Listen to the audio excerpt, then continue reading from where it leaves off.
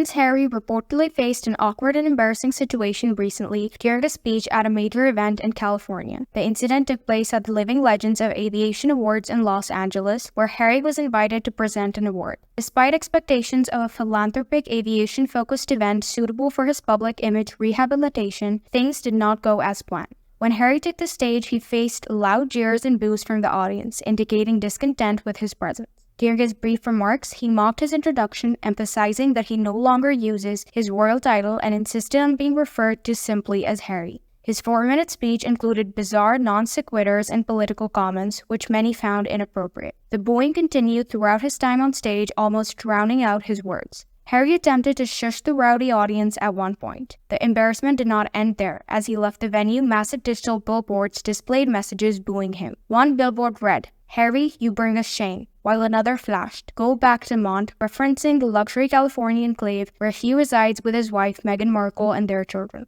This public humiliation was widely shared on social media with hashtag #PrinceBoo trending as people mocked the incident. Even liberal celebrities joined in the criticism, suggesting that Harry's attacks on his family were not winning him favor in America. While representatives for Harry denied specific political comments in his speech, the overwhelming booing from attendees was captured in videos. The incident marks a significant blow to Harry's image rehabilitation in the US, where he was once beloved. The fallout from the public rejection may extend beyond California, impacting Harry's standing even in the UK. The optics of being booed during an attempt to rebuild his public image are considered detrimental. Event organizers may think twice before inviting him back. And invitations to similar elite philanthropic events may become scarcer if he is seen as a pure liability. The public rejection raises questions about how Harry will navigate his public image going forward, especially as he aims to establish a lucrative life in Hollywood. The incident serves as a reality check, highlighting the potential consequences of his public feuding with the royal family. Whether Harry will reconsider his approach or double down on his criticisms remains to be seen. The public's reaction suggests that watching royal drama from a distance is one thing, but having it on their faces